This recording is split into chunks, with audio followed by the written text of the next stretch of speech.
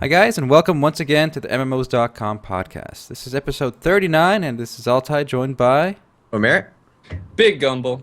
Matt? Shirelia? That was the best intro we've had to the podcast, It was boys. smooth, fluid. So, Was we it? jump, yeah, it was A plus, and we got to jump right into the podcast this time because the biggest news of the week is without a doubt Black Desert Online. How does everybody feel about Black Desert Online and how much hype there is beyond it? I'm Why glad is there that so I'm much not hype? the only one this hyped, because this is the one game this year so far I'm actually gonna really want to play. What is it about Black Desert Online that everyone wants to play? Is it that it represents the first next-gen? What does that mean? Next Hey, gen? what does that mean? Right, exactly, right? But people look and they see crisp avatars, like the character creation. They see a combat crisp smooth. I don't know. slider. That's what I'm asking. What is it about Black Desert that makes it so special? Why is everyone sitting in our Twitch chat looking for a CBT2 key compared to, Blade and Soul? There's no lolly class either to bring people in. Oh, think- God. This game represents like like you said, I don't know what the word next gen means, but this is the first, I think, new large scale MMORPG in a while. Because what we get here in the West is usually like older games. Mhm. Even though Black Desert also came out earlier, but like Dragonmon Hunter, for example, was over a year old. I don't think it's ever fair to consider Dragon Ball Hunter a next gen MMORPG. Well, that's what I'm saying. Even the day it Like came out X in Legend is Taiwan. literally 2 games ahead in Taiwan. So But regardless, I feel like X Legend doesn't make next gen games. They can make some solid games, but like nothing X Legend makes has the scale to be massive. You know, it doesn't have the scale to well, be that's my whole like point. That's my whole Blade point. and Soul or Tera or Black Desert Online. It's a whole nother world, you know. You know what's funny about Black Desert is that people are hyped and it costs money. And it only costs money in the West, and I wonder if people are excited that it's not free to play because somehow you think that there's not going to be bots or as many issues. Because it's probably be $30, right? Yeah, That's what the $30. first package is. And I mean, I've been reluctant to spend money on MMOs for a long time, and I'm actually considering paying for this one. Yeah, So- I have no problem paying for this too. I mean, considering, I want to admit at first I thought it wasn't going to do great because it was going to be the buy-to-play model where it's free to play everywhere else and people can VPN and play it elsewhere. But seeing the level of hype we've already seen, I was completely wrong. It's absolutely stunning how much hype there is for Black Desert Online. Well beyond, like 10 times more than I could possibly expect. Because again, More than that. How many keys have you given away so far just on MMOs? about 800, 700? And they, 6 or 5, something around there. they went instantly. Yeah, instantly. Yeah, I still have no idea what to think about it. I got to play the Russian version for about 30 minutes, and that was it. And yeah, I don't know. I mean, it's pretty, but that's not everything. So I'm sitting there wondering how much longevity it actually has.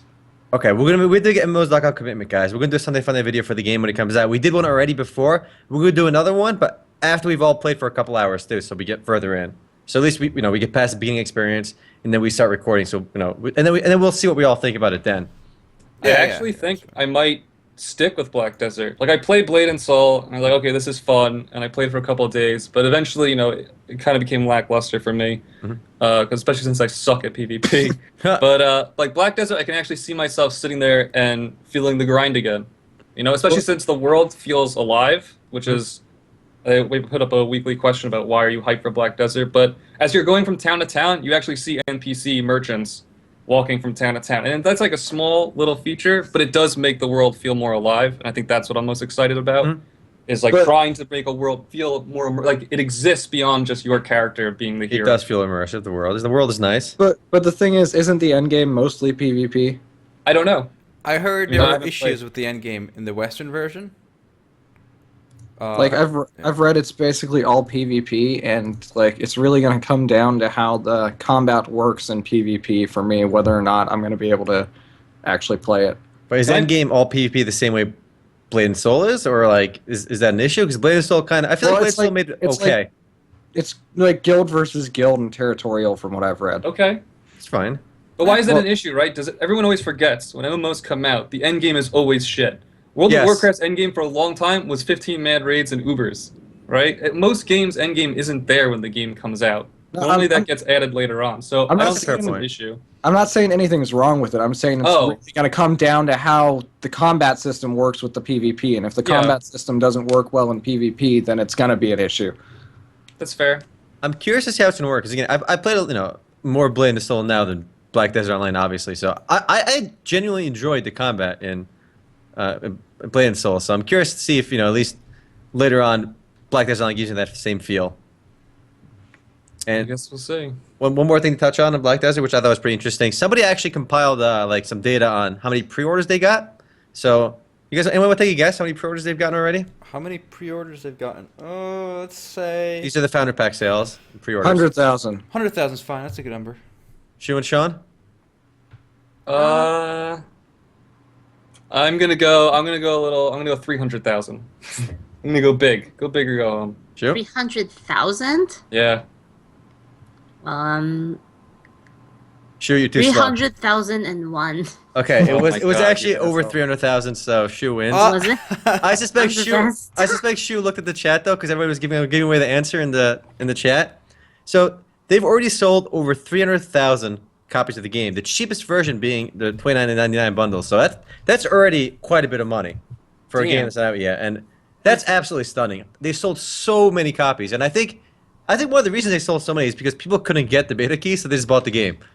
And Yeah, that's a good point. Because if you buy the beta key, or if you buy into it, you get your access to CBT too. So, yeah, very smart. But keep in mind, you don't keep your stuff at the end of CBT two. It's all gone, yeah, right? I mean, It's a closed beta. It doesn't carry over. Yeah, I was actually surprised at the hype around the CB2 because it's gonna last about what 2 weeks? A No, week. 4 days. What? Wow. Thursday to Monday. yeah, it's Thursday not to long. Monday. That's it. It's nothing. You know. And that's, guys, just the quick math. That's minimum $9 million for the. They've already made over $9 million. That's assuming everybody bought the $30 bundle, and they didn't. People probably bought the more expensive bundles as well. So that's $9 million already. So the decision to go buy to play already, I would say, was already a successful decision. Guys, take a moment to look at the video I'm playing on the podcast right now. Look at this town. It's just bustling with activity. It feels nice because I feel a lot of towns just don't feel crowded. At least we see some NPCs walking around. A good amount of them too. It There's a feels guy like playing a flute here. it's a real bustling town over there. Well, I mean, most towns or most games, towns are just they're decorations, right? Like a Barbie playhouse. You go in, you talk to a static NPC. He's never moved, and then you leave. And I mean, they have that here too, but it's just like the non-interactable NPCs are actually on little coordinate paths, so it's neat. I like to build. The buildings are to scale. I feel like so many games get building scale completely wrong, like obscenely wrong. But they seem pretty solid over here. We hit all the important points, guys, in MMOs. All right, walking NPCs, scaled building. these are the key. Gameplay, forget it. Forget about it. End game Gameplay. doesn't matter. I'll talk about gameplay. I love walking into buildings in some MMOs, and it's just like the ceiling is so high up for this like basic building. It looks like I just climbed the beanstalk and ended up in Giant Land. You know what? WoW gave me that feeling a lot because you enter like some of the big halls. The ceilings are like through the roof, and the scaling is insane. WoW had a big problem with scaling on the You guys remember high the ladder ceiling. to stairs in WoW? Like, they were like 10 times bigger than they had to be. A lot of things in WoW were kind of ridiculous like that. But yeah, I mean, Black Desert Online, I think we're all going to give it a good earnest play, and we were all overwhelmed by the demand because the keys went by so quickly. Another quick story. I gave away 100 keys on RMRPG exclusively just because like we use RMRPG a lot and it's an awesome subreddit. I thought, you know what, I'll post 100. I'll post a giveaway over here. Just PM me. I'll send you a key. I have 100 to give away. I post it within 3 seconds. I have 5 PMs. I send all 5 keys out. By the time I send those 5 keys out, I hit refresh. I have 15 more PMs. I reply to those.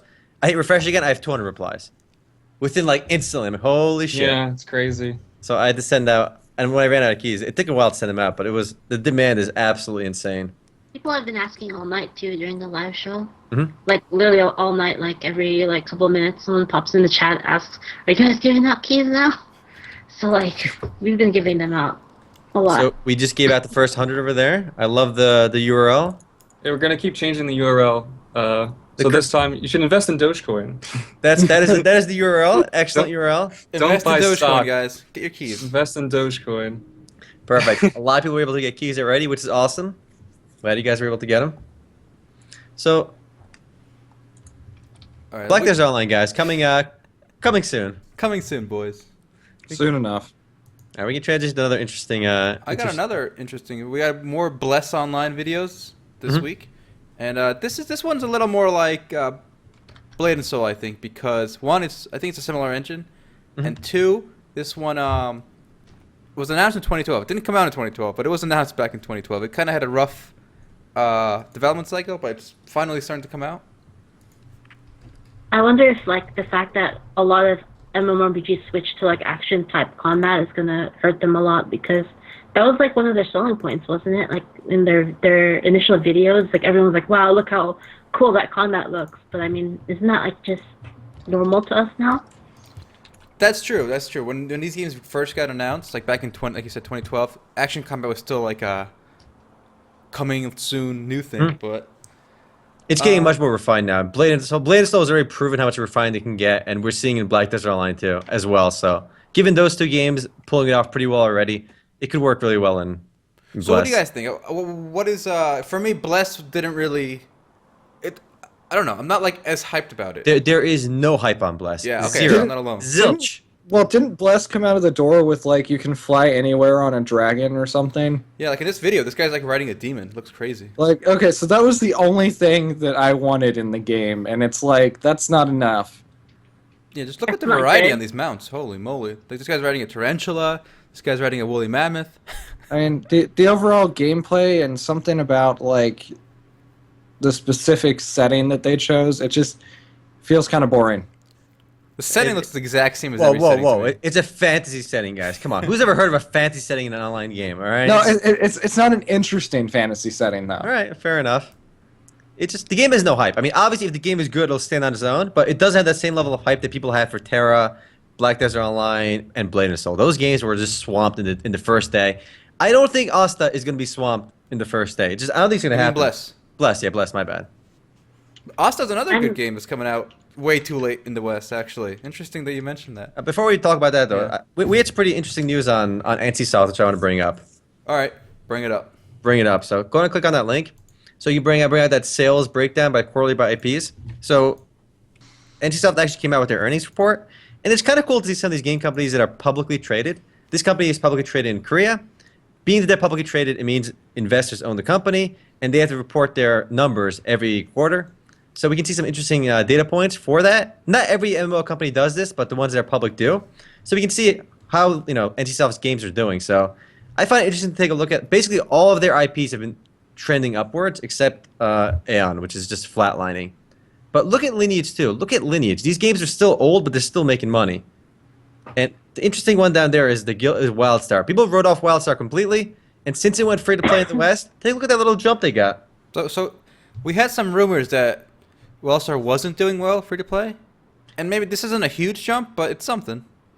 I mean, I mean, you're still comparing like 2,668 to like literally like. 83,000 for Lineage 1. Yeah, I mean, like Ion is like. The next lowest is 18,000. All right, never mind. WildStar's right? dead. Okay, again, you could still say WildStar is dead, but at least it gives us some hope, all right? It gives them hope. If you look at fourth quarter 2014, it's basically it was dead on arrival. Yeah. Yeah. Even the launch time was. Well, okay, this probably wasn't launch, right? It's No, just 4Q14 was launch, I believe. 4Q14. So you can see on that chart, the first number was 5,500, right? It dropped by almost half in the. So the current number is literally the highest it's been since launch, which is, again, it shows some hope for the game. Interesting. Also, on that note, too, it's worth mentioning, they did do a state of the game in the West, so they are outlining future releases already. It's not like they're giving up on the game. They already said we're going to work on these things, so they're clearly not writing it off. And you can see, of course, Guild Wars 2 had a pretty huge jump Yeah, that's again. a big jump. This is with expansion, right? Yes, there you go. That's the expansion coming in right there. Oddly, somebody actually transcribed the investor call in Korea, and people asked about Guild Wars 2. And apparently, the way they worded it was, an analyst from a bank said, Guild Wars 2 wasn't performing that well, according to your expectations. So there's actually, people were saying the game is actually not living up to NCSoft expectations. With the launch of the expansion, that is. Really? And the problem they said was they were having issues converting free-to-play users to subscribing users. Not subscribing. Not subscribing, buying the game, yeah. The trouble of our era. Well, I think the problem is it's not like it's not a small investment to jump from free to play to No, yeah. buying. It's literally like $50 or $60. But they do give you a really good experience for free. I mean, they give you a lot of the game for free. Not the expansion content, but everything else. That too. But what's still crazy is how much money Lineage 1 makes. I mean, look at the rest of this chart, right? Lineage 1 makes as much money as WildStar, Guild Wars 2, and Blade and Assault combined, and then some. And then you can throw Aeon into the mix too. Literally, Lineage makes as much money as every game there combined, except, Lineage 2. It's insane how much money Lineage makes. And that's the first Lineage. It makes so much more than Lineage 2 as well. And it's still shut down in the West officially. Yeah. I Anyone wonder surprised by what's Lineage going 2? on. Maybe their cash shop or microtransactions is just better or something, or No, I think isn't it a subscription, Lineage? Lineage was subscription here. I don't know what it is. I don't know about the in Korean Lineage. model. I don't know if it can be making that much still as a subscription. I'm not sure, but maybe someone could do some. It's also it's worth mentioning. It's only popular in South Korea. I mean, a lot of these free-to-play games, like for example, Dungeon Fighter Online, is the most profitable MMORPG in the world, and it makes all its money from China and also the rest of Asia. Whereas Lineage is basically almost exclusively Korea. So Koreans love Lineage 1. I think it's funny though. You say that they are only making money in like South Korea off of Lineage, but our server is shut down. Japan's is still open. Wow. Are there private servers for Lineage though in the West? There are a lot of them, Yeah, and there's lots most of of them are servers. pay to win, and have no people playing. One last thing. Scroll down to the sales breakdown yearly by IPs. That's interesting too, because you can see Lineage, Lineage 2, Aeon, Blade, Soul, and Guild Wars 2 on a 3-year rolling basis to see how each game is doing. So actually, NCSoft is on a roll. Look how well all their games are doing. Except for Aeon. Except, yeah, Aeon's the only one that's trending down. But like everything else is trending up now. It's not even trending down like that much though. Yeah. I mean, you want to talk trending down? I mean, WildStar is just like committed suicide pretty much. WildStar committed seppuku. Man, Pretty poor much. WildStar. Shu's ongoing hatred of WildStar remains. I don't trust Eastern developers anymore. I'm donezo. Poor WildStar boys. Well, if we're gonna stick to this financial news, we actually a couple other companies reported this week. Blizzard being one. They went down a shit ton. Yeah, I mean, they reported like sales growth obviously because Yeah. they have so many games coming out and stuff. But their stock price went down, which again, it doesn't mean that much. Just temporarily, they had a little setback on that. Nexon also reported their earnings. So it's cool to see when these companies report earnings because then we can see where what games are making lots of money for them. Because if these companies are private, we wouldn't know this information, and it gives you a good beat on what games are doing well, and it gives you an insight on when these games will shut down as well. Again, there was a report earlier that from a big Korean investment bank that said WildStar would be 0 at the end of the year. I mean, that's their estimate, obviously, but it gives us an idea because it's publicly traded. We can get this information. Hey man, they probably have some top-notch analysis on that, so I trust them. Shoot, the hate runs deep on WildStar with you. I think Yeah, WildStar was I didn't like okay, the game. It was just boring. but is It was like WildStar the even out in worst Korea? Sunday fun day by far. Like I could Wow. not wait for it to be over. Worse than Counter-Strike Nexon Zombies? Yes, worse. I just could not wait for it to see. Counter-Strike Next on Zombies is kind of like amusing, right? Whereas like I wasn't amused because it wasn't funny. Were It you was not just- entertained? I was not entertained. Counter-Strike Next on Zombies it's a whole turd of its own, in my opinion. I think Counter-Strike Next on Zombies was significantly worse than WildStar. So what? You liked WoW though. I remember we talked about WoW before. So what was different about WoW and WildStar? 'Cause to me, WildStar felt a lot like WoW, actually. It did Like feel early like WoW. A lot of people complained about the art style. But really, the WoW has the same cartoony art style, Yeah. and nobody seemed to mind that. In fact, people like the WoW art style.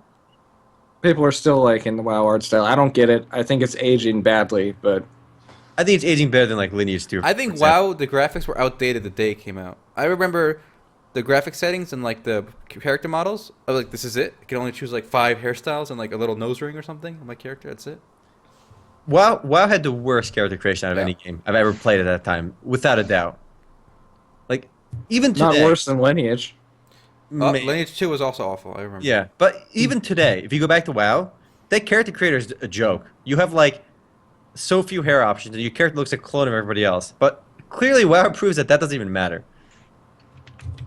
So Black Desert Online is quadrupling down their character creation, while WoW has proven to us that it doesn't really matter that much. Honestly, I just played a private WoW server, and even though the graphics are, over 10 years old, the thing about WoW is it's not just the graphics, it's the sense of being in this gigantic world where, you look into the distance and, I can go to that island. I mean, there's nothing on that island, but I can go there if I want. Yeah, we talked about this last week too, and it's a good point. It's a good point. It's a truly open world game. I feel like that's kind of dying. Black Desert does have that feel too, though. I don't know if I think it's a fair assessment that the character creation doesn't matter as much, and WoW proves that, because when WoW came out, look at the games that came out alongside it, their character creations were just as shitty because it was just that old. But that's not entirely true. That's not true. City of Heroes. There you go. Did- City of did Heroes that come out had some of the best character City of creation. Heroes came out in 2004.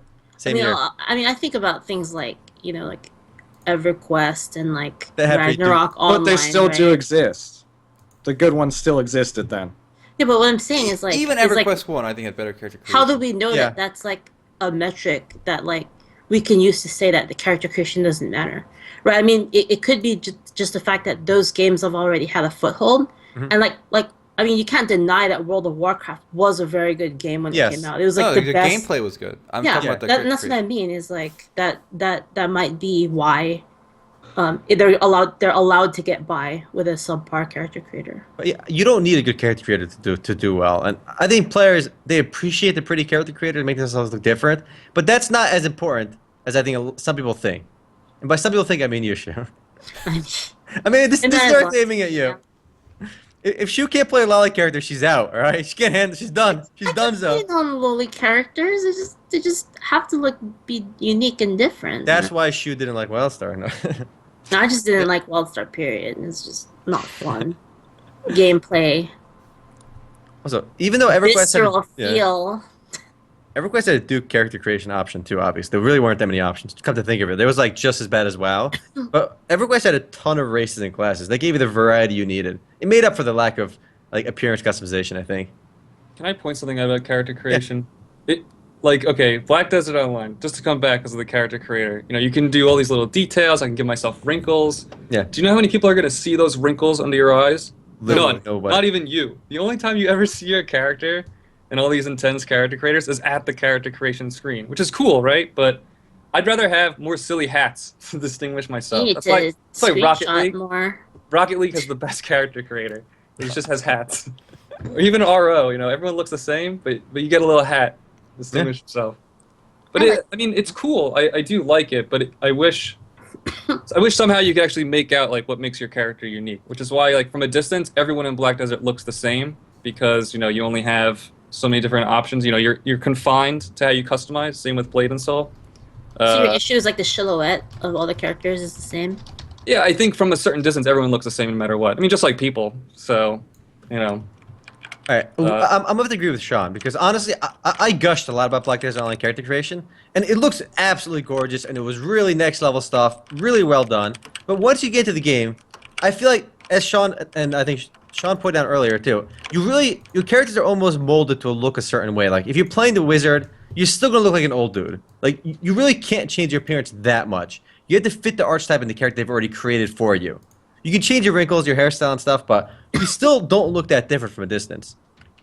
Like, if you play the Archer Lady, you're going to look like her, just slightly different. Well, that underlines another issue. Older games from the East, like Mu Online and Supreme Destiny, I think, by the time you hit max level, you will never see any of the features that you have actually created or customized. The only thing that you're going to see is the shiny-ass armor you have at the end of the game. If you've seen Mu Online and you see high-level characters, they're just glowing. They got the wings, they got the armor. And they all look the same because they all have the same armor. Yeah. A lot of Western games let you hide your hat, though, to show that off. I think WoW did it, Dark Age of Camelot did it.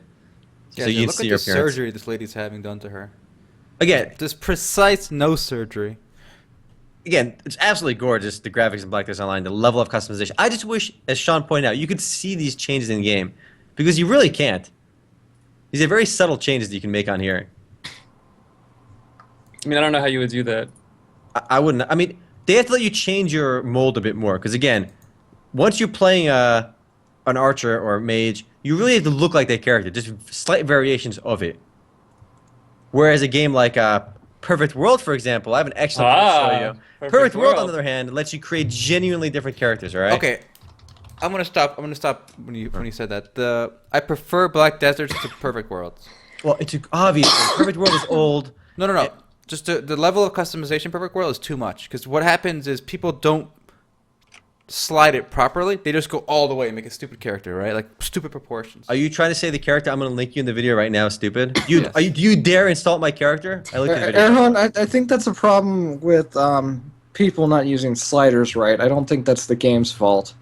No, I think a good game design involves limiting player choice in a way where the results are still good, but they don't realize how limited they are, which I think Black Desert did a good job with. Now this is a beautiful. No, I definitely limited. I definitely realized almost immediately how limited I was in Black Desert. But I mean, this is other extreme? I think it's like This is not what extreme. is this? This Like, is beauty. This is true This is beauty. a failure of game design. No. This is success at its highest. All right. This game has absolutely intense appearance customization. In fact, Aaron, if you can go ahead and skip to like 4 minutes and go to like 3 minutes 50 or something, and you can see how big you can make your character's boobs in this game. You want to talk a boob slider in a game?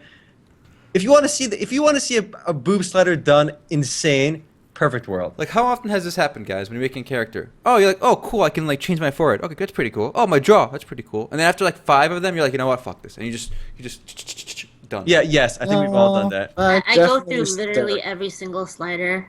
I can't be the tweak only it- one who just gets tweak bored it after a little like bit. 5 or 6, and then I'm just like, whatever. All right. I mean, a good character creation is prepping you for, you know, But this is a not good character long-lasting- creation, though. This is long-lasting stupid character creation. MMO experience. This is good character creation because it lets you have full control over it. Now, whether you want to take the time and get it right is your problem, but it Yeah. gives you full control. Yeah. They if- have presets too usually now. You know, you could just click something and then just change the hair on it, and it's pretty easy. No, this is too much. This is too much. This is like You're talking Anarchy. about are you talking This about is the Perfect Anarchy. World one? Yeah, I Perfect World. disagree. Specifically? I disagree. This is not too much. This is like right where it needs to be as a regular thing. I mean, think in- give players the option. I mean, We're not in looking at a Erhan's human defense, in Erhan's defense, this is like immersion breaking, right? Yeah, Okay, exactly. no, but why is this immersion breaking and playing a troll isn't? Like, if you can What? play these other weird races, right? Because not- the troll fits into the setting, Yeah. and Oh, like who cares about the setting? You can tell me. I do. like, it fits. It's you know it's your disbelief, you- right? you- Like your wall sure, is shattered, sure, right? Sure. Tera has a gunner class in a fantasy world. You tell me that doesn't break immersion? Well, I mean, Tera has like magic text. Mercedes Benz. It's Yeah, ma- you- magic. Freaking. There's cash app cars in that game, This is right? this is like the laws of physics here, okay? Like, Oh my god, this character creation is absolutely insane. Okay, that reminded me of Hazeron's character creation, which this is commentated on. So don't if you put it up, don't I'll mute leave the it. sound on. But anyways, you can basically create like any kind of alien you want. Like you can take and put like bug legs and wings, and then have like a bird head and a lizard's body. It's the weirdest thing I've ever seen. there And then is- you can decide how it walks and everything. Like, you can only use 2 of the legs or what. I mean, there This is is room out intense, there for yeah. like a Spore-esque, like really hands-on. You create your own race, right? But that's more of a niche. But how is that not immersion breaking? But well, first of all, this is sci-fi, so like it looks like you're controlling a planet or a Oh, life form. but it's okay for sci-fi to do whatever it wants, but not fantasy. Anything goes Which is inside. also- anything goes to fiction. sci-fi. That's the rule. You ever watch Star Trek? This go into holodeck, and now it's a fantasy episode. Oh boy. Okay, but once again, immersion breaking. I'm not buying immersion breaking because games like Second Life, you see the weirdest shit, and it's still fine. You see games like this that Matt showed us, it's perfectly fine. I don't see the problem in Perfect World. Again, Well, first of all, even in this game so far, what I'm seeing, it's nothing crazy. Like, That's because that guy is not going oh, crazy. because the guy's not retarded. I have definitely done crazy in that game. I created a freaking like bird-headed scaly-bodied thing with 6 legs that walked around and then flew with like butterfly wings. This reminds me of sports so much now. Like where I'm at with the video now. This looks like one of my sport races. All right, one last screenshot. This is actually Sean's character from Perfect World. I think he Oh, created. my beautiful character. Sean created a gorgeous avatar in Perfect World. All right, this Handsome, manly man. Yeah. Like, what is this? Did Show Sean my take it handsome, too manly far? man. I do not approve. No, I approved. Get it up there. All right. If Aaron was GM, he would ban you. Is what he's trying to say. Erhan is prejudiced. Look at that man. Oh, that's actually I actually did shrink his head, but that's nice. That's freedom. All right. Aaron That's prefers the American communism, way. right? That's an American This is way. of anarchy, coming I tell to the you. Republic. And That reminds me of this fairy tale character. Ah, shit, that did not copyright. Hold on. What? He is fabulous. Fabulous is definitely the Okay. word I was thinking. I do want to say that if you play Perfect World and these games that let you do crazy, I mean, Perfect World I can speak for, you don't see a lot of crazy characters. You see, like, once in a while, the massive titty characters, the obscene-looking characters, but when given the choice, players don't typically make the weird characters that would break immersion, that'd be retarded, all right? As Are everyone you was saying. kidding? In Second Life, isn't it full of weird ass stuff? Okay, Second Life is different because it's literally... As I learned last night. Second Life is just a world of its own. Why don't you guys talk about your adventure yesterday? I think we'll conclude with that. Yeah, it gets a little raunchy, our experience in Second Life. Some Maybe weird that's for the things. after. That's for the yeah, after show. but that's what. Oh, okay. That might be for the Wait, after show. you went into Second Life yesterday? Yeah. Yeah. Sean was Sean don't know initiated. I initiated Sean. I held his Oh, hand God. as we walked through Second Life. Oh, God. I had nightmares all night long. I honestly don't blame you. That is the... If you haven't played Second Life yet and you go into it, it's literally a mindfuck. It's worth experiencing because I didn't know people were like that. Wow. You That's you have pretty too much- much faith in humans. No, yeah, I do. I do have too much faith in you. Well, it's gone now, but It's all Um, gone. but it was interesting, and I'm happy I did it. But I'm also deeply psychologically scarred, and that's okay. Yo, That's as you good. should. That's life. I feel bad that I wasn't there, Sean. We're gonna have to play again today. Okay, No, I'll show no, you. no, I'll no. show you everything. You got to take it in intervals. I need a week to. Sean, recover. Sean needs to recover, right? I There's some gotta recovery. show him the fencing game. He'll like the fencing game. Shoot. Okay, first of all, the interface in Second Life is god-awful, Oh alright? my god. Yeah, Like- right. Are you guys using like Oh. the normal client? Are you guys Shoot, using shoot. like? I've used the third-party clients as well, the Fire viewer and crap. It's still awful. It is unusable. It took Sean and me like 10 minutes to figure out how to put on gear that we get for free. Because you can't just double-click on it, alright? That doesn't work. I lasted. Yeah, I mean, I lasted 5 minutes in Second Life. I launched it. I'm on this beach. It looks like I have a game creator engine open or something, like with the files and like. I just closed it. It's Couldn't a do it. weird experience. Alright. Well, that's Second Life for you. Well, I got a piece of news, a piece of sad news. So, alright, we can Alright, handle so there some was a sad news. game announced a while back. I remember seeing these videos. Gunslinger Stratos Reloaded Online. What the hell is that? that's like an anime, isn't it? Yeah, it's basically a shooter by Square Enix in Japan. It launched and closed within 2 months. No. Wow. How does that happen? So this is probably not coming to the West, guys. There's no way that's coming to the West. And honestly, I was reminded of this because you know how we played what's his name, S4 League. Mhm. It's vaguely like that. Yeah, graphically. Third person anime shooter where you kind of the laws of physics don't really apply too much. Isn't it nuts though? A company can spend like make a full game like this. I mean, at least a couple $1 million went into this, all right? Regardless, right? A couple $1 million went into this. They make a product, they launch it, and it literally shuts down in 2 months. That's sad. Like this whole game is gone, and we never get to play it. I mean, probably it shut down because it sucked, but still. It's one of those games we would have played for 5 minutes and oh man, can we do something else? Damn. Actually, now that I'm kind of watching the video, it kind of looks like the anime characters control like mechs, if you get what I mean. Yeah, kinda. Yeah. I like when you fly. In the video we're seeing right now, we can see her panties. That's A+. They figured that out correctly. I'll give them that. Panty shot. And the only problem is they didn't have enough panty shots. Clearly. That's why Blade and Soul's doing so well. Yo, every time I jump in Blade and Soul, I get a nice treat. All right. Every time you jump and you glide, you get a treat. Oh, so is anyone actually excited for Atlas Reactor? I meant to ask. Although it's Oh. refreshingly unique. Yeah. According to MMOs.com. I Yeah. heard that from them. Yeah. Did you guys know how it works, Reactor? No, I don't. Okay, so it's kind of like XCOM. Yeah, that's what it looked it's like. turn-based, but at the same time. I thought it was more like Frozen Synapse. Nobody has that. played Frozen Nobody Synapse. has played I own Frozen that Synapse. because of Humble Bundle. It's it's simultaneous turns, and basically both teams have the orders go out or sorted out at the same time. And it's really hard. It's like take a tactical shooter and make it so that you have to rely on your AI to do what you would have done. It's really hard. So one example they give, if you guys are following, is let's say like you have a character with a mortar. You have to shoot the mortar where you think your enemy is going to move one of his heroes next turn. So then you're hoping it kind of lands, and then you move. Boom. I mean, it looks interesting. I'll give it to them. At least they do something a little bit different. I mean, this is not just another generic, free-to-play game. If you look about generic free-to-play games, I mean, there's so many of them. There's these Korean ones. Even Asta and Blessed to a degree. At least Blessed is the action MMORPG element. But I feel like a lot of those Korean games, there's no ambition. At least there's some ambition here. It's different. Yeah. And I think And this is it's Tryon.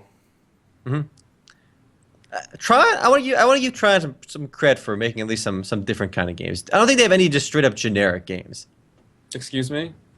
You are Did you just say Trine has no straight up generic games? What do you got? Devilian? Yeah, I was just going to say They're a Devilian. publisher, though, not the developer. They're a publisher. Fair enough. All right. Fine. The games that they develop themselves. Okay. But anyways, that's going to be open from the 18th to the 24th, and I'm at least going to check it out. I mean, I have no idea how to feel about it right now, because if it's just going to be Frozen Synapse again, then what's the point? And if it's just going to be XCOM with simultaneous turns, again, what's the point? Wait, what? What Free is to the play? point? Like, listen to what you just said. You said XCOM with simultaneous turns. What's the point? That sounds pretty okay to me. XCOM is like That sounds one of alright. the best games ever, and you're like saying, "What's But the is point of the another multiplayer XCOM?" that great? Good though? lord! Ask But potential. it's Tryon does XCOM. You got to remember that. Guys. I mean, it looks like an interesting, like, it looks like something that's up my alley because it's very like Yomi. The term Yomi, it's like you read what your opponent does, and Yeah. that's what I like to Yep. do. Mhm. It's my Oh, type. that's interesting. Never heard that before. You guys ever play Strategigo or something? It's a board game. No, I have not. Well, There's a game It's a good game. where everybody has the same abilities, and it's literally about reading your opponent's moves. It's called Clairvoyance. I like the name. Implies that as well. That game's actually pretty good, well balanced. Online community's dead. right. yeah. Rest. Atlas Reactor. There it is. I like the graphic style, I will say. Oh shoot, you're the arbiter on graphic styles. Which one? For Alice Reactor? yeah. I like it. I think Okay, good. it's really what is the word? Refreshing. Refreshingly unique is a term that we use. Refreshingly unique. That's the one. So And the reason we keep saying that is because in one of their promo videos, they put it on. actually It's only 47 seconds. 47 Why don't you seconds link it, long. then I'll put it I on. did. We linked it twice. Oh. Matt linked it and I linked it. So they quoted us for calling them refreshingly unique. Okay. I like RPS's quote. It's just neat. Neat and nothing else. I hope that becomes a meme, seriously. It's just like, that the 10 out of 10 IGN thing. Mhm. Neat. Rock, paper, shotgun. It's some solid stuff. Rock Paper Shotgun's still around? Yeah, Oh no, they're big. Yeah. No, They're big. I'm thinking of 10-ton hammer for some reason. they're around too. They're growing. Wow. Polygon's big. Basically, Polygon, I know. everyone here quote is pretty big. Different and wonderful. A lot of these are pretty glowing. Chest with guns. That's an interesting description for the This game is as good well. company to be in, guys. These other quotes. Yeah, it is a very good company to be in. We're with GameSpot. We're with MMORPG. We're with Rockstar Shotgun. Neat. I don't think you introduced the fact. Yeah, we were quoted in the trailer for the game.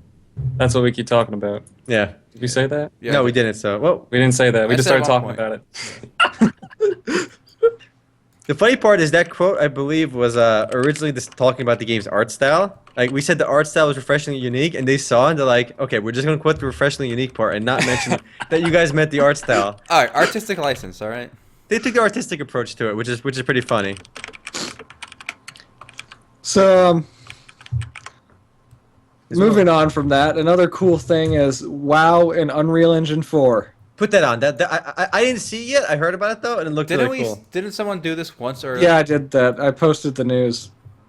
Oh wait, you mean somebody did it? Like, Yeah, but this one looks way better, I think. Yeah. well, this one was created with free assets. It's kind of interesting that they did that. Like, Yo, these are all free assets and speed tree and all that. it looks gorgeous, but like I already like why wouldn't it be the same with these graphics? Like it Yeah. just wouldn't make sense. But it looks gorgeous nonetheless. Sean, that link seems a little biased there. You No, guys, that's a factual statement. big question. Do you guys think that a World of Warcraft 2 will ever come out? No, No. What? Yes. no. Guys, can No we just wait doubt. for Warcraft 4 before we start talking about WoW 2? No, think about it. Think about it. Okay, let's say like in 5 years, 6 years, WoW just kind of dies down, right? And then Okay, go on. and then Blizzard's gonna be like, look, we gotta get that money. Why not make World of Warcraft 2? No. Or it will be World of Warcraft. It'll be like Universe Okay, of they Warcraft or canceled something. Titan. I don't think they're ever going to make another MMO even, much No, less. come on. No, I think they're done. I Yeah. really do. I think they're I kinda done. agree There's with no Matt. way. I think I agree with Matt. I Think think about it. How much money does it take to invest in an A lot. MMO like WoW? Obviously a lot. Who has the money to make It's not the like same WoW, market right? anymore. I mean, it's not. You're right. Blizzard was like one of the big companies on their own back then. They had the money and like the non-investors to fund such a big project as WoW, and now they don't. Plus, why they wouldn't have- they just release more expansions that, But- polish the game or... There's only or- so much they can do in Now that they mission. don't was a little unclear. They have the money. They just they're a bigger company that's not going to take the risk. I They could just keep when making WoW card games. dies, listen, when WoW dies, Go ahead. it's gonna die eventually. I mean, every game has a lifespan. It could be another 10 years, easily another 10 years. When WoW dies, why wouldn't there be? Like, why would you abandon that franchise, like the World of Warcraft franchise? Well, Because World none of of Warcraft WoW's is not a dying. franchise. Yes, World of Warcraft is a Warcraft, franchise. yes. But, Yes, exactly. World of Warcraft. but is- Warcraft 4 will never be what WoW is. RTS, I mean- RTS is dead. The genre is gone. well, RTS are not as popular as they used to be. It's not dead, but it's still there. But it's evolving slowly. It's devolving, if anything. Come on. What was the last talking popular RTS? StarCraft Legacy of 2. the Void Thank came you. out, like, what, a few months ago? And nobody plays a StarCraft 2 online anymore. Let's see the sales Do you numbers know, here, boys. like, let's be realistic. What Blizzard's really going to do, and it was mentioned in the comments, we've talked about it, now that Blizzard owns King, you're going to get Connect 3 Warcraft, Yeah. Yes, Connect it's 3 happening. StarCraft, Match 4, not Connect, all Match right? 4, whatever. Completely different. I don't know. I'm not an expert on mobile games, so I just why take a big risk making another MMO when you can just make shitty mobile games and make tons of bank. Yeah, but shitty mobile games are very hit or miss. I mean, there's a lot of shitty mobile games that go nowhere. That's fair. That's But fair. then you have games like Candy Crush, which just have amazing lasting power, and they keep minting money. yeah. The other thing that, like Omar was saying, is like, why would you let go of that? You already have Yeah. the audience. You have the audience capture, like a huge audience. It's not like an insignificant amount of people that play World of Warcraft. So if you already have that in the grip of your hand, like, why are you gonna just like let That's- it go for free? That's a massive logical fallacy. Because remember, you phrased it by saying, in 10 years, as let's say the population slowly diminishes, right? So As the after game dies, somebody left today. WoW, right? Someone will leave tomorrow. Someone will leave in a year. Someone will leave in 10 years, right? At that point, WoW 2 will not bring them back. They're no longer WoW customers, right? So they're No, so because the game it's folly itself. to think they're going to be waiting for you for 10 years. That's what I was gonna say. They're not WoW, the franchise fans. They are WoW fans. Yeah. And Okay. when they have WoW 2, they're gonna have to reinvest all that time in their character in a world that they may not even like. But It's I a- mean, you it's beyond- already moved have on to with reinvest life. anyway. So you tell me that you guys think Blizzard's just not going to make MMORPGs anymore? Never. Never. From a Matt. Anybody else? I think evidence shows Blizzard specifically has lowered their ambition in the past few years. Oh, I agree. You're right. Okay. With games like Heartstone, which by the way was massively successful for its initial investment, Yep. continues to be. Overwatch again will be more, I think, downscale than what Blizzard used to do. Heroes They're- of the Storm's also been successful. Yeah, Here's Keep the it in Storm mind. again, kind of like Relative. a relatively simple game. Their purchase of King kind of cements this. We're going to see more match 3 games, mobile games. But look, also, I don't think they're out of the MMORPG business, okay? Because if anyone can do it, they can still make a good game. Look, And- let's put it this way. Making a good game isn't all it takes anymore, though. Oh, absolutely. But Blizzard has the financial resources to make something that people will... Unless you say the MMORPG genre is dead. If the genre is dead, then there won't be a WoW 2. But if 5-10 years from now, MMORPGs are still a thing, and there's money to be made in MMOs, they're going to make one. Look, But put it this way, it's No. not going to happen for a long time, right? I think 5 or 6 years is a bit. Also, you guys are ignoring upcoming But technologies. there possibly isn't money to make. Like, Destiny was a hugely successful AAA Western MMO, sort of. But it also wasn't an MMO. It was also an online-only shooter. Yes. I mean, that's the way people saw it. It was an MMO, as far as I'm concerned, but it's an online-only shooter that you buy once. You know, I mean, it's not the same. I mean, and I don't think that Blizzard, especially after keeping WoW subscription for so long, are going to be moving away from the subscription model in the MMORPG field. But there's no way that they're going to make the same amount of money or even maybe make back their initial investment on how much it's going to cost to make a WoW level sequel now by just making a WoW sequel. guys, I'm showing you guys gameplay in the podcast right now on Blizzard's next sequel. So get ready. Also, I want to emphasize right now how successful WoW is, because you guys keep almost like No, it's brushing it off. successful. No, It's listen, very- I'm gonna put some numbers to this. All right. Put some numbers. Lay it down. I will lay down the law. Okay. Destiny. How many retail? How much do they make in a year? I think like $1 billion at most. I'm trying to find some number. I don't know. Okay. I'm finding 10 million, about $600 million in sales or so. Well, it hit 6.3 million units within a month of release. Okay, Destiny grows at $325 million within 5 days. So, and usually the first week sales end up being majority or a big chunk of the sales. So you know what? I'm gonna be generous. I'm gonna round them up to $1 billion. Okay, which is probably a bit too much. Okay, because I'm not doing. And then if you look at WoW, for example, WoW over 10 years after launch, when the game has been declining in revenue, right? They made a solid $814 million this in 2015. $814 million. That's like churning a Destiny out every single year, but the profit margin has to be way higher on WoW because you already have the engines. You're only making expansion packs and adding content. The margin on WoW's incremental revenue is so much higher than any new AAA game they work on. Because Destiny had like $200 million budget and they did another $100 million marketing it. Come on. But again, that's WoW. They're Yes. not gonna. It's never gonna be the same for a sequel Omar, I have a perfect because it's example not for you. WoW. Someone in the comment mentioned this. EverQuest versus EverQuest 2. Lineage versus Lineage 2. What you're saying is not a reality. Anything they do, any WoW 2 is a distraction from their cash cow, which is WoW. Oh, no, this is assuming they won't make a WoW 2 until WoW is dead and buried. I don't think Maybe no years one's- after WoW is dead. I Maybe think- years after. I think once WoW is dead and buried, they're going to have already. I think they're going to consider their time in the MMO market to be gone, over with, done. I think with all the money they've invested in WoW, with how much they've made from WoW, once WoW is done, that is going to be the sign to them that the MMO market is finished But for Matt, them. what you're saying hasn't happened though. Look at Lineage 2. What you're saying hasn't happened. Whoa, Look whoa. at listen. Because Look I'm at, showing you Blizzard's future. Why won't you guys watch? look at This Lineage is the 2. future, boys.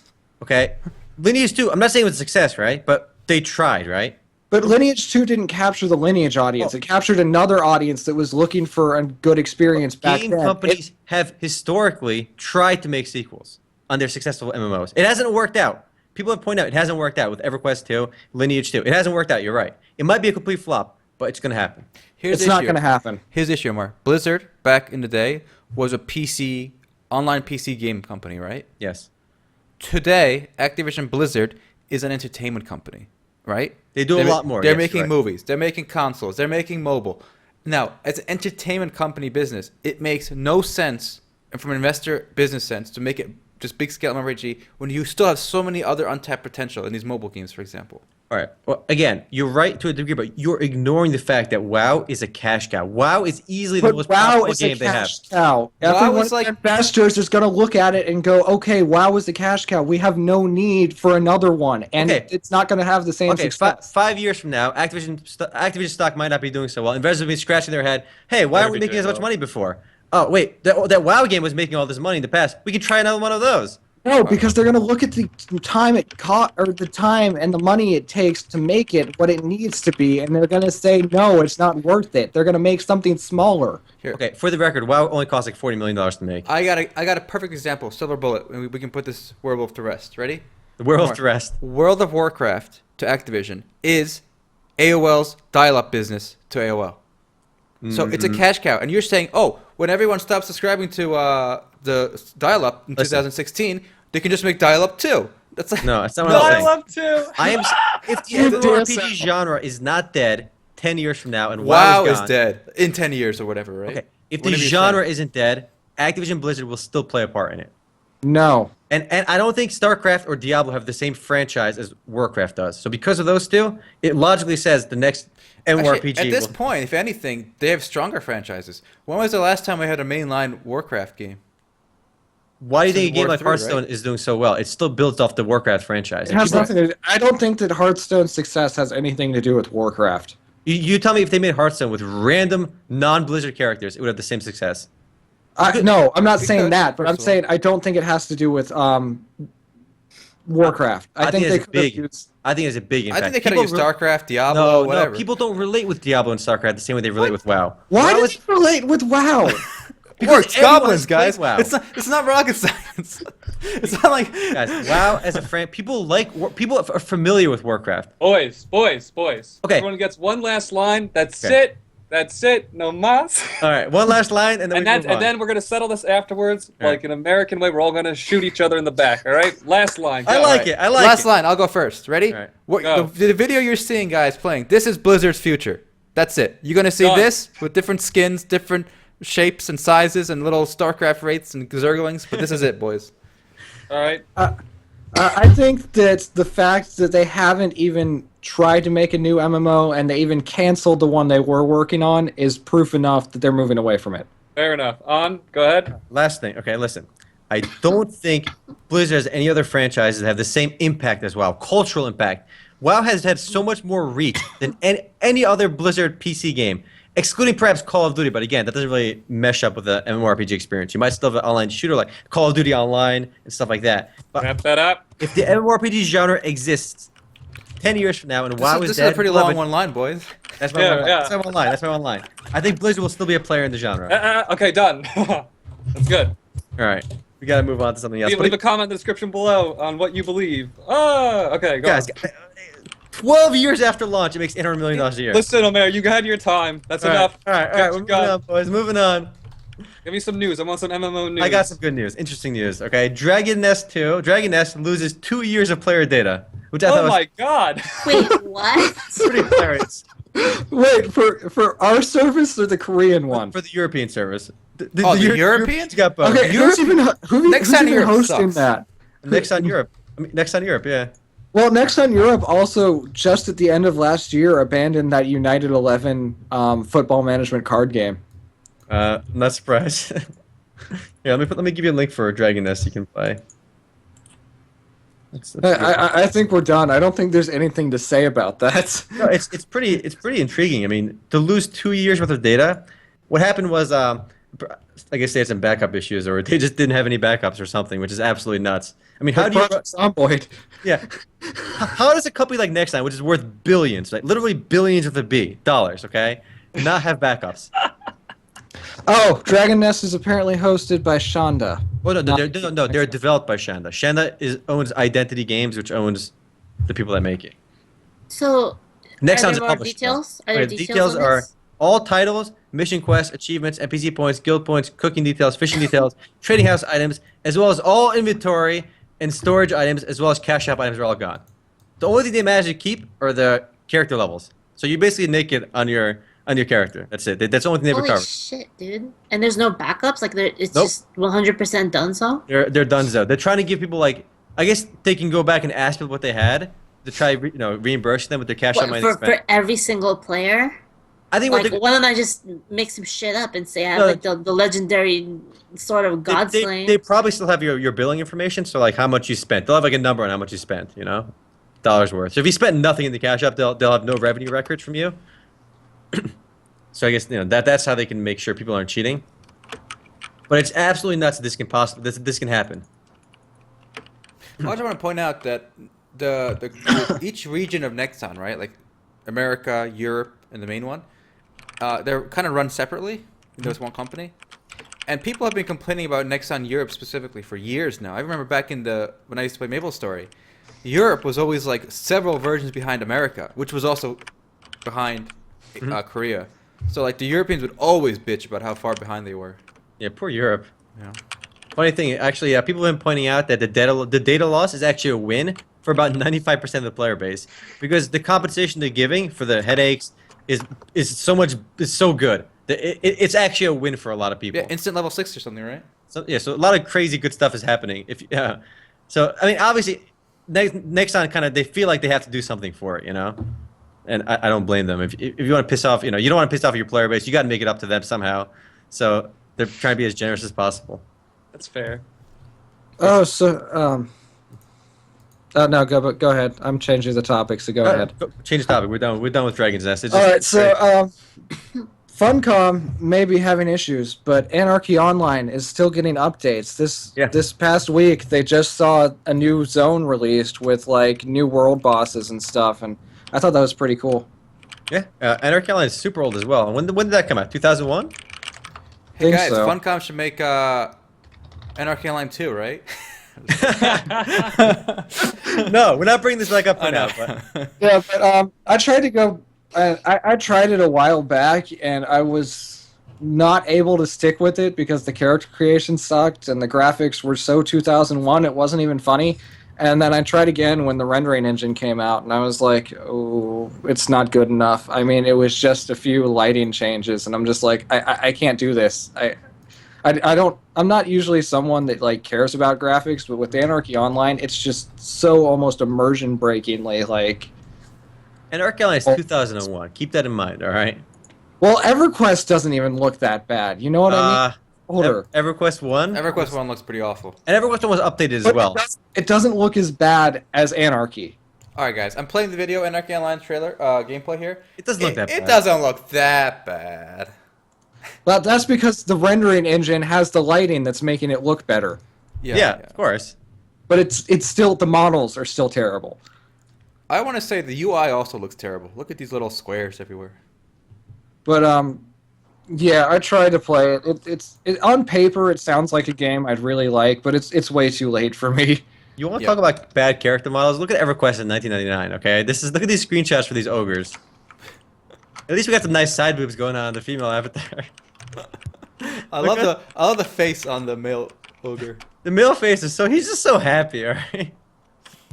It's so bad though, the graphics. Obviously they're way improved now, but it looks terrible. So I have a quick thing to say about Tree of Savior. We haven't heard about that in a while. Oh, So- right. It exists. Yes, it does exist. It's having a little difficulty. The IMC Games said they're still working on the international release, right? Yeah. And it kind of made me think, maybe there's a whole, how we always diss on like regional publishers, right? Yeah. So maybe there's a purpose of publishers, because IMC Games is a development studio. This is their only game right now. This is their project right now. Yeah. And for whatever reason, they can't seem to finish the international version, right? Mhm. So maybe a big studio like Nexon could have helped them out there in America. Yeah, aren't they already out now in Korea? Yeah. And I think Japan is making progress too. Well, remember in Korea, it's published by Nexon. Yeah. So they didn't have to self-publish. Here, they're trying to self-publish. They're saying they're having problems with Steam servers, localization. So, Interesting. I mean, they had the whole like crowdsourced localization thing, which I thought like on paper it sounded amazing. Mm-hmm. I mean, I obviously don't know how well it's working because I didn't contribute to it, but on paper it sounded good. You'd think if the game just works, they could just get it on Steam, because they're the developer. Make the game work and just slap it on Steam. Yeah, but I guess it just isn't as easy as that. But what could Nexon do? Like to add? I mean, Nexon has over a decade experience now publishing in America and they have a bunch of games on Steam. There's a lot of games on Steam, all right? That are not great either. Okay, I feel like if some of these dookie indie games can figure it out, Divergence Online. I think Trio Savior guys should be able to figure out getting their game on Steam. Well, they can't. They haven't figured it out yet. So. There's clearly something wrong. I think by self-publishing, they could have easily just put it on early access. Yeah.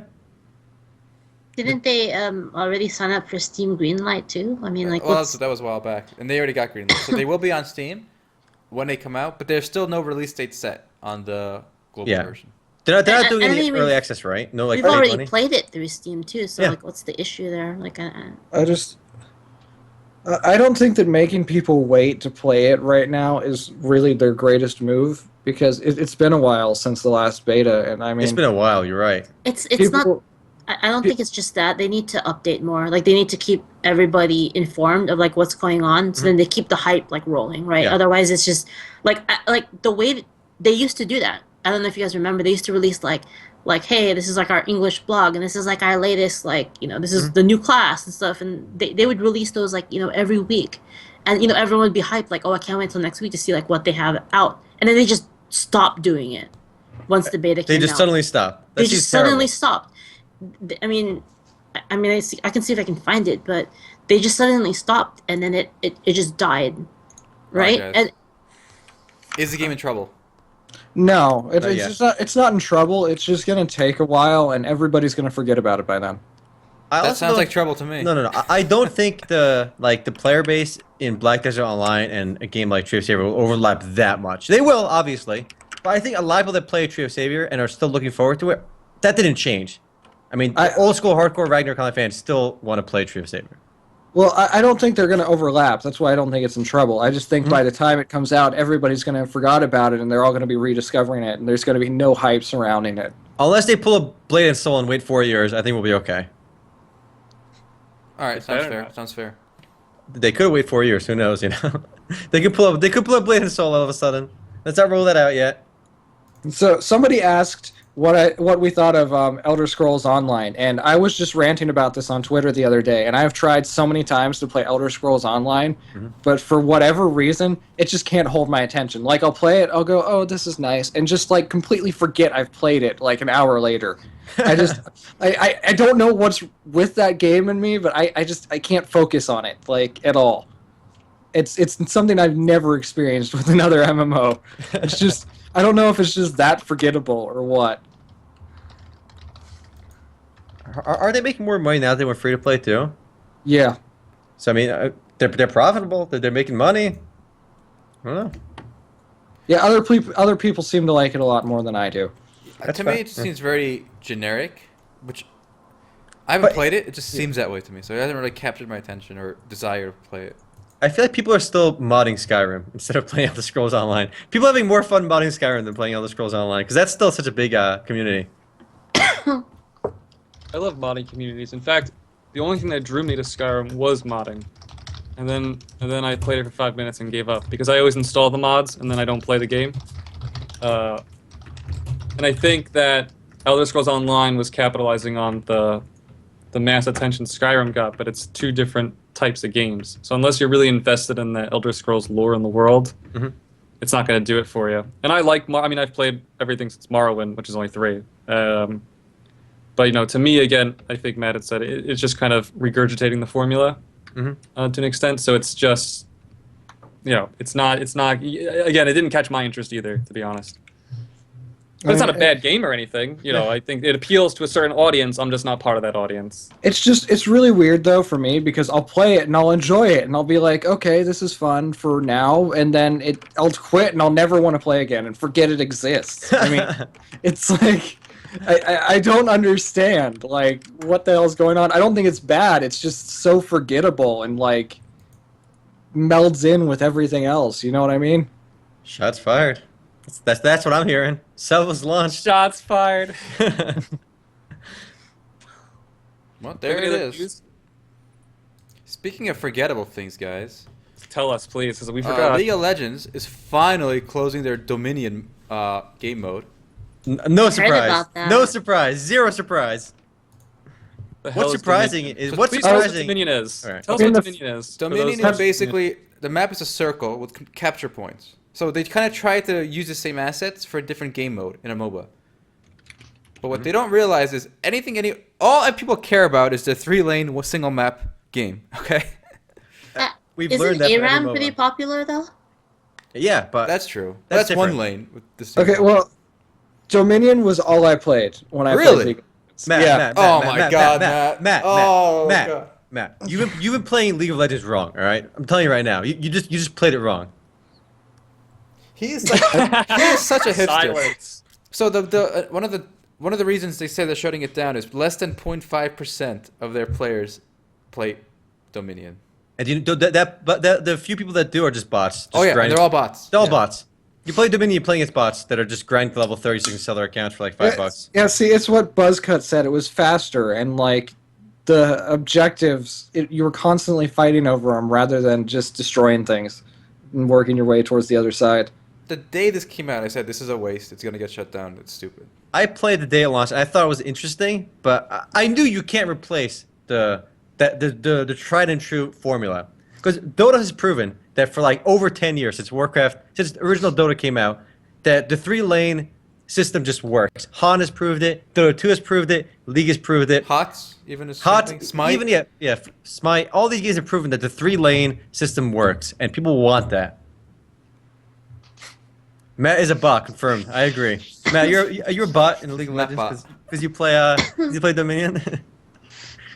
No, but I don't know. I've never been a huge fan of core MOBA gameplay, which is why I played like Dominion and Heroes of the Storm. It's not that it's bad; it's just not for me. You know what I mean? Yeah, that's fine.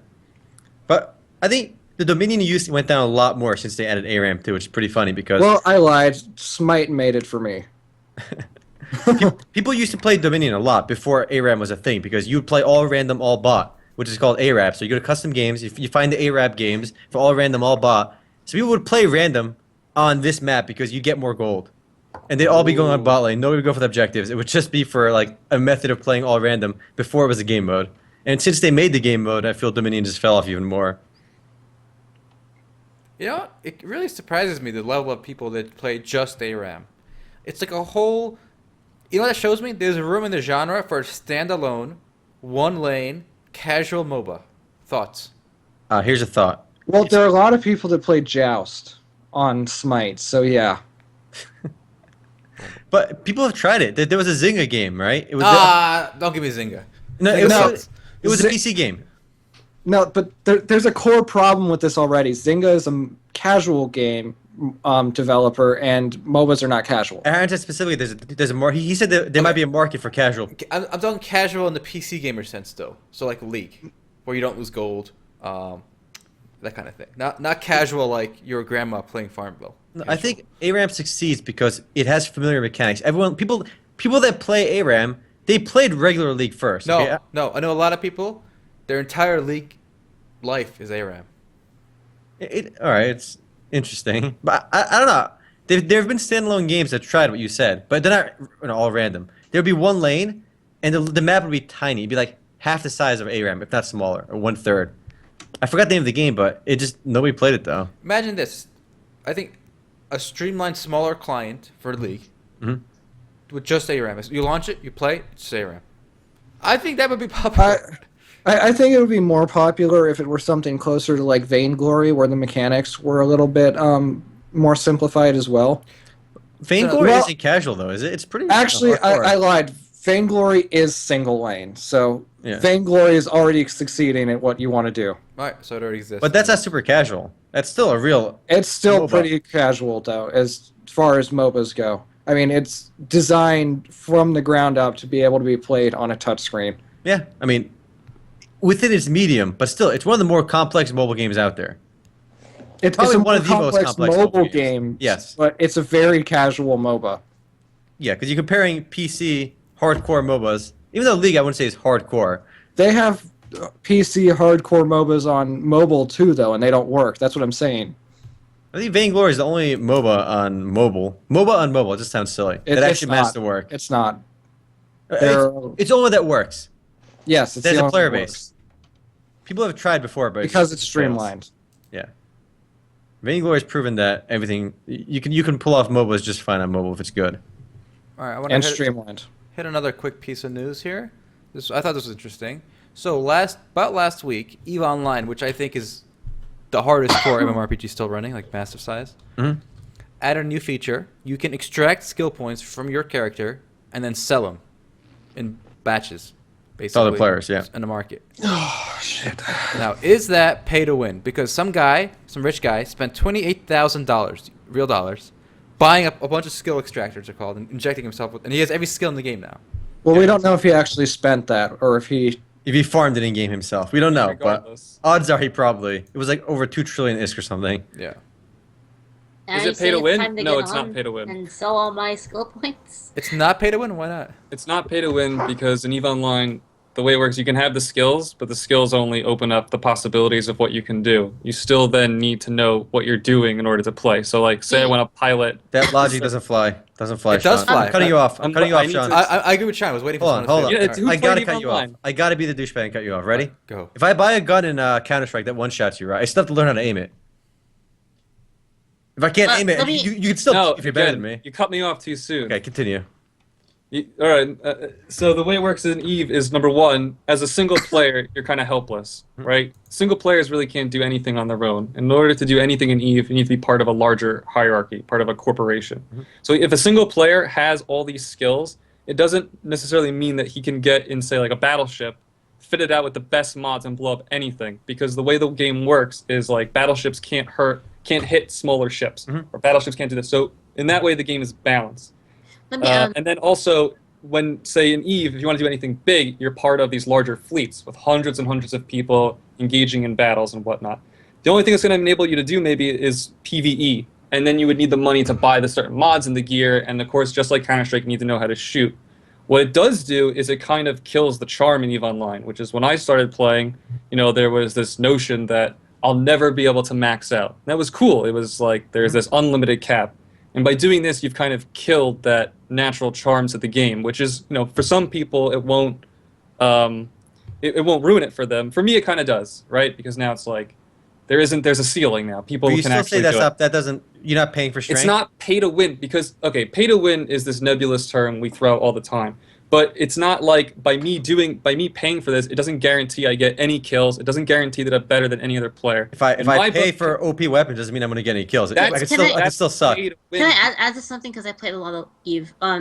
The other thing is having more skill points is horizontal power because Yes. it reaches a certain point because you can only like so say you have all the skill points in the game, right? You're still limited to like the ship that you're driving. So like, you know, if I have all these capital like ship skill points, it does nothing for me when I'm piloting like an interceptor. Yeah.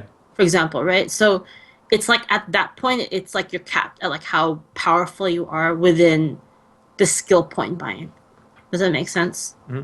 Yeah. Yeah. It's kind of like I kind of compare it to runes almost, because like the skills give you like +5% damage, +5% faster lock on the ship or the weapon type you're using. But you bitch about runes all the time in League of Legends. Well, So won't you bitch about them in this then?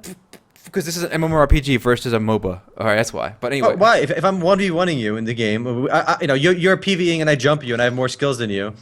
Oh, Don't you feel a if we're disadvantage? 1v1 PvPing and we're equal skill, you'll win if you have more skill, right? Like, Yeah. But the problem in EVE is the skill cap is so massive. Like, for example, if I drove a ship and you drove a ship, since I play a little more than you, even if you had all the skills, I'd still kill you. And Okay. Sean would kill me, and somebody would kill Sean if you know with like no skill. But the skill cap argument doesn't make sense. You know, like in Counter Strike, if I'm playing against like Kenny or some really good player in Counter Strike, if I have a pistol, there's literally one shots every single time, right? And I start with 200 HP or double his HP, he's still gonna kick my ass every time. You're creating an argument by analogy. It's an implicit fallacy because the mechanics of a shooter are totally different. Yeah, from you're the way talking EVE about Online these works. in both Counter Strike and League. They're completely different kind of games than WoW. I mean, than Yeah, EVE yeah. or WoW. So We're talking about you're paying to make your character stronger.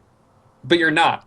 I mean, you're paying to open up more possibilities for your character, but it doesn't necessitate that your character's stronger by any means. and more importantly, you're buying it from another player in the market. Yes, that's the part that I like the most. That's the only part that makes So me it's not, you're question not whether buying it's actually skill paid from the to- player from the Right, company. right. Okay, but what if you could buy from the store? Does that change the mechanic? Yeah. And now, would you say it's pay to win if you could buy from the I store? think it destroys the economy then, more so than balance. Forget the economy. Is gameplay it balance. if you buy from the cash shop? Is it pay to win now? Yes or no? Yeah. And then it's pay to win. Sean, what about you? I don't see why. I mean, no. It's still not pay to win if you can buy skill points from the store.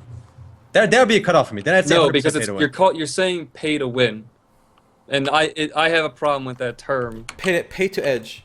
Pay to get ahead, sure, but it's Okay, not Sean, pay Sean, to win. Sean. In World of Warcraft, in Ragnarok Online, okay? Again, you're making all these analogies, and I don't 'cause- think they work. no, I took it don't out of think they work Counter-Strike. at all. I'm putting it I in still a don't think it analogy. works because EVE Online is its own.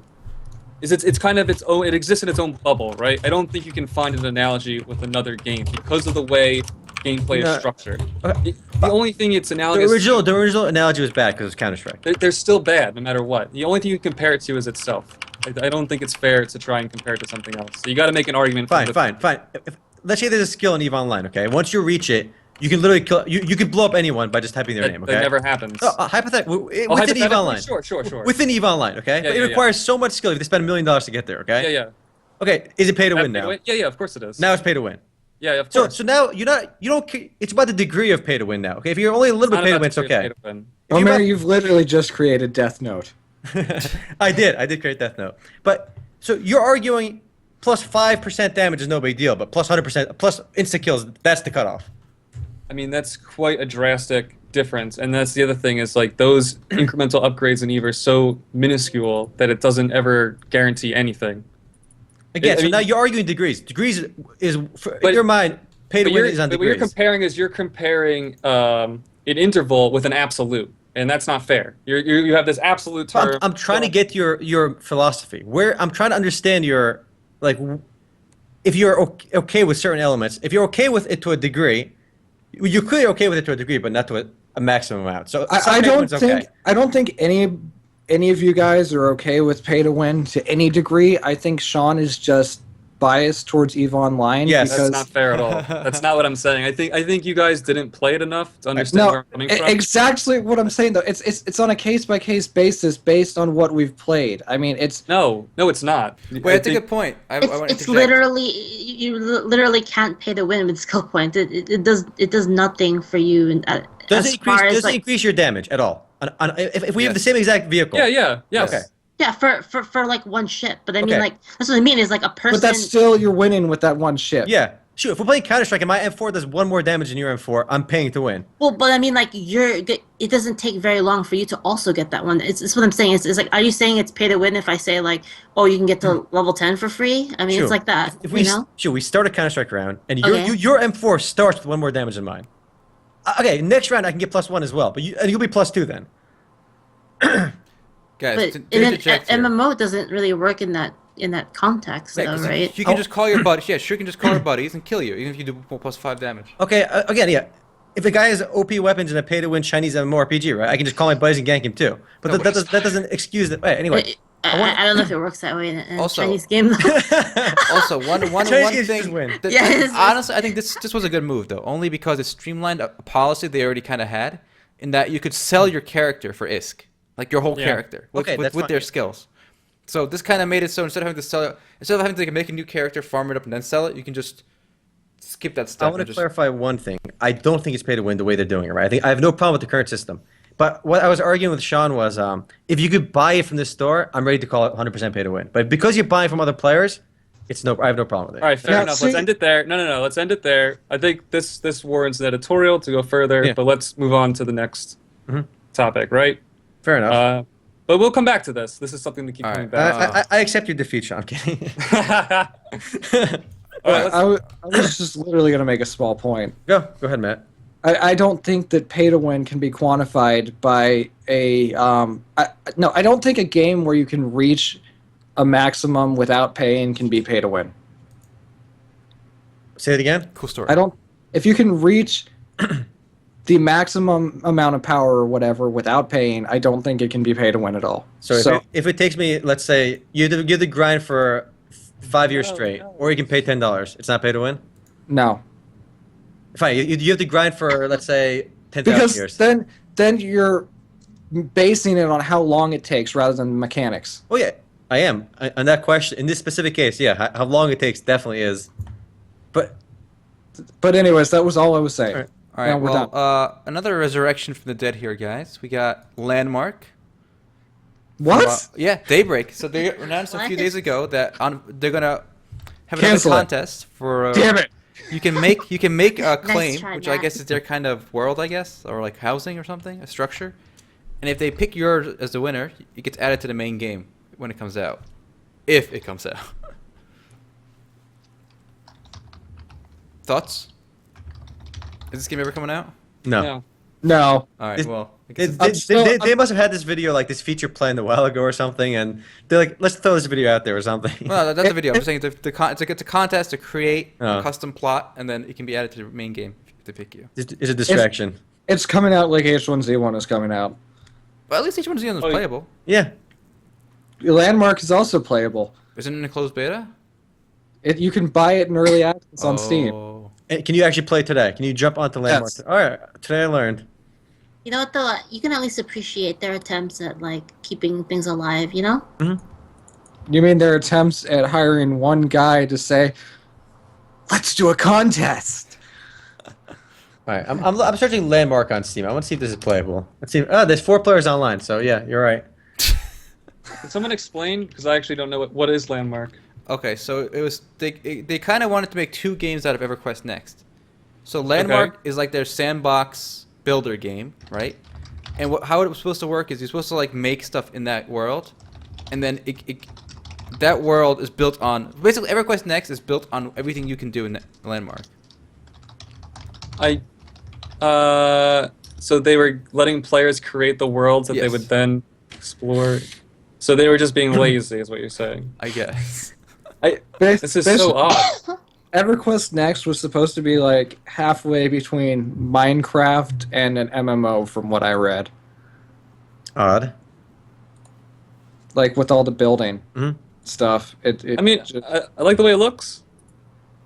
Do you? I guess. And that's all you're going to see. Yeah. The way it looks. You're not going to get to play it. I like the way it looks. Sure. I like the lion people, and that's about it.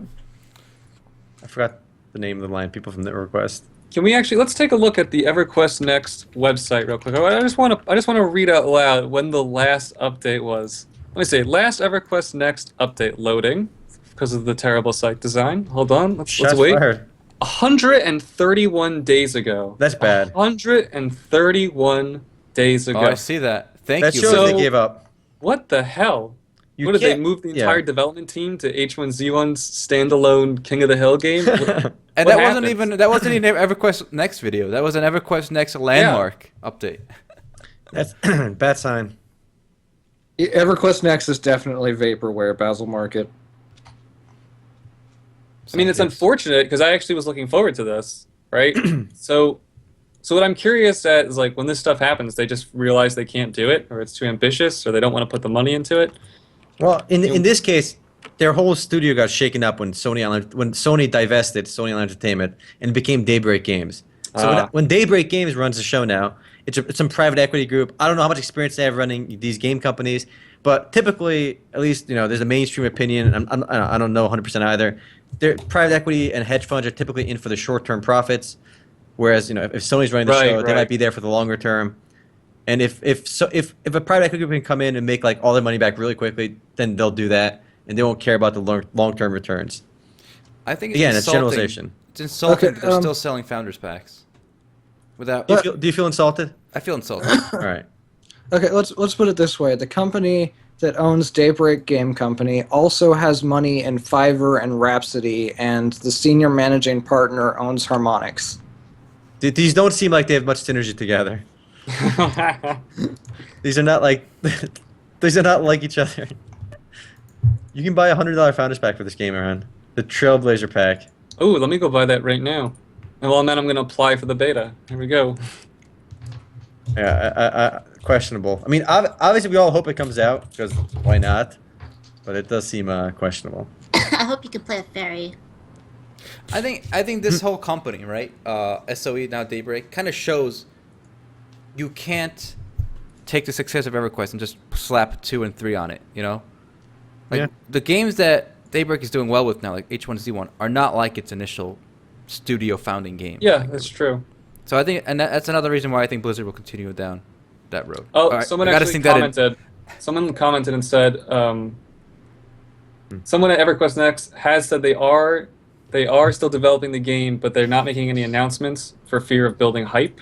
Which I can agree with because a lot of companies hype up their game way too early, and then the hype train kind of dies. So I want to believe that's the case. That's not fair. If you're gonna charge people $100 for founders packs, you that have to part's be upfront. ridiculous. Yeah, that part's ridiculous. I don't think they should be doing that. But I don't know. They put out EverQuest Next Landmark already. At some point, they have to say this is what EverQuest Next is gonna be. Like, is it even gonna have anything to do with Landmark by the time they actually finish it? Because they said too early. Yeah. Well, that is that. Somebody asked about Peria Chronicles. Is this game ever going to come out? Okay, so No. Peria Chronicles. Yeah. In the last G-Star, it wasn't even part of Nexon's lineup. This is unfortunate. It looks so pretty, doesn't it? It looks very pretty. I'm getting a nice like Tales vibe from it. It looks gorgeous. Even I the remember last. It's Go ahead, basically Shay. Mabinogi 2. Which means even if it came out, it would never come to the West. It's possible. The other thing that was interesting that game was supposed to have is that you could script your own like visual novel sequences, and then like people could come up and talk to you. Oh wow. Yeah, you can make your own dungeons, basically, kind of. No, oh yeah, you can like terraform and stuff too. Is this Peria Chronicles? Yeah. Before you say it's never going to come out, the official website peria.nexon.com is still up. They didn't shut down the official page just yet, so. It sounds like it's going to go the way of Lime Odyssey. Oh god, that game was coming soon for literally forever, and then it just disappeared, right? Yep. I remember Lime Odyssey. Apparently, someone on the subreddit, and this is pure speculation, said that it's going to come out. I just saw summer that. I checked the 2016 in source. Korea. Doesn't cut it. There's no source. His source no was source. One of his sources was the MMOs.com review page, and there's nothing on here that says it's gonna come out. Oh yeah, you're right. Yeah. he sourced us, but we have no actual information on the game, so I don't know how he came to that It's conclusion. a circle jerk. He sources us, we source him. Yeah, that's how sourcing works. That's so funny. We cited him, and he cited us for information that doesn't exist. Nice. But the game looks so gorgeous. Like the anime graphics look like much different than other anime-inspired games too. Looks nice. Yeah, it's Mabinogi 2, Tales of. Yeah, it's Tales of Mabinogi. Yeah, there you go. Tales of Mabinogi. That's a new name. New working Tales title. of. All right, well, with that, I think we're running out of time, guys, so we can stick around for the post game. The last thing I want to point out is coinciding with everyone getting their CD key. We have our weekly raid where we ask our audience a question. And as we discussed in the beginning of the podcast, I'm just curious what you guys see in Black Desert Online. You know, we have our own opinions on why we're kind of excited, but why are you looking forward to the game? Why are so many people? Why did our podcast numbers double for CD keys today? You know, what is it about Black Desert that makes you want to play? Is it just because it's the Good next question. game, or is it there's something special you see in it? So let us know in the comments, and we always try and respond to you guys. We bring something up, and maybe we'll learn something new we didn't consider. Also, no, you can reply in the chat over here as well. We'd appreciate if you left a comment on the site, but we'll also we'll read out your comments if you on guys here. got a key today, just give us a quick comment on the site on why you wanted to try the game. And yeah. For me, it's a combination of the world, the graphics, and the fact that it's actually a new game. New game is a plus because Yeah. what we've had. Game's But Blade and Soul is not a new game, and Think how sad that is. it's a new game. There you It's go. a new game. That's why we're looking forward to it. Like Oh my honestly, God. think There about are it. plenty of new games, just No, nobody wants to play them. No, even Nexon is bringing this year is going to bring us that Riders of Icarus. But Oh, yeah. that game has been out as Icarus Online in Korea for You a guys while. are only looking at major publishers, though. There are plenty of new indies coming out. Oh, Matt the Indie guy. Matt, you Please and your, tell me about your vinyl collection. the game we play on the close beta begins on March 18th. So if you guys haven't, in case you guys are curious when you can redeem those keys. Matt, you are the indie Wait, guy. You mean February 18th? February 18th. I'm You retarded. said Sorry. March. The Yeah, March. The game's March. coming out on March 3rd. Yeah. I don't have problem with being the indie guy. All right, Matt. For the record, all right, maybe some post game chat, but I saw your news article on Wind Racer, right? You put an article for that. Wind Cars Race. Wind Cars Racer, okay? So Matt is the indie guy, all right? So I see this article on Wind Car Racer on MMOs.com, and here I am, like, all right, I gotta do a first look, I can do a video for this game. It's brand new. It's like in beta. It's trying to get on Steam. It's already available on the official website. So I go on the game, eager to do my first look. I start my first look. I start talking, right? And then, wait a minute, not a single player online. Not one player but me was online. So like, wait a minute, nobody plays this shit. How can I do a video for this when literally nobody plays? So Matt, I think we gotta raise the bar on MMOs.com. So to be mentioned, you have to have at least one other player online. I'm sorry, I don't I download like and that. check That's before I important. write the news. we need to have a bar because if not a single person Son, plays, Give us an it's not a good overview of sign. last week's raid before we call Oh, it. so last week we asked you guys which game you spent the most time in. I personally expected everyone to say that they spent a lot of time in World of Warcraft, but I was surprised to get some answers. Like one person here said Age of Wushu, Wow. which surprised me because I really didn't play much of it. Cabal Online, I thought was interesting. League of Legends, of course, came up. I mean, that's not necessarily an MMORPG, but of course, I figured lots of people spend time in League of Legends and Dota 2. One that really got me, of course, and I didn't even think of it, was RuneScape. And I must have racked up tons of hours in RuneScape playing at school. I just never, thought of it. So we got a few interesting... And Metin 2 was the one that surprised me the most, because I reviewed Metin 2, and boy, I don't know how you spend a lot of time in that game, but, good for you, I did not find anything to like. So we had some interesting results, and it's cool to see how there's such a wide variety of games that people have played, because I only live in my own little bubble with the people I play games with, but every games that are up, I mean, they're up for a reason. People are playing them. What I remember about RuneScape is people just saying like, want to buy a girlfriend, 10K Yeah, RuneScape. Yeah. That's what I remember the most about games like some Maple Story and RuneScape. People always like want to buy a girlfriend. Like the little kids think that's how you get a girlfriend. You just say want to buy in RuneScape Whoa. and you're good. That always works. It does work, I guess. There are hoes out there, so No, I guess RuneScape is legit. It's still huge, guys. I think it's still got. It is I think something like crazy. 60,000 simultaneous users, I think, at least. Wow. impressive. That is crazy. Tibia still has a shit ton too. I knew one kid in middle school, and I think you knew him too, Sean. Yeah, Sharon. yeah. Do you remember Sharon? Yeah, of course I do. All right, yeah, he used to tell me how great this game was. Which one? RuneScape? Oh, Tibia. Oh, Tibia. It's Oh, even wow. worse looking than Yeah. RuneScape. Yeah. Wow. Well, I played a lot of MUD, so I think I beat you guys in Damn. Muds. Yeah, terrible okay, looking that's games. Terrible looking games. She holds the trophy for terrible looking Dude, games. I played so much. Actually, let me go look at my hours. I'm gonna go look. I've tried playing MUDs since I was like 13, and I have never found a MUD that I could stick to. Matt, Not one. are you a roleplay fag? I like how you just posed that question so casually. If you're not a roleplay fag, then MUDs are not for you, sir. She was like, "I'll take it."